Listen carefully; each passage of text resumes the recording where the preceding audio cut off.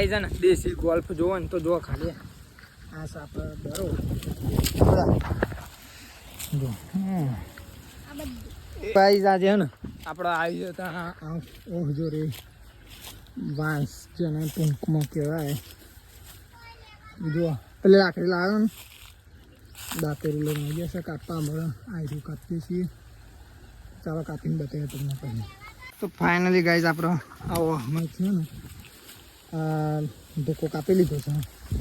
અને આપણે દેશી ગોલ્ફ બતાવો તમને રોકપ બિયાની ગાઈઝ ને દેશી ગોલ્ફ જોવો ને તો જો ખાલી આ સાપ ડરો જો 8 વાસણ દેશી ગોલ્ફ આ દરો કુબીના દરાવા આવેલા છે પણ અત્યારે તો સિઝન જતી તો દેશી ગોલ્ફ થઈ ગયો છે આપણે જો 8 વાગે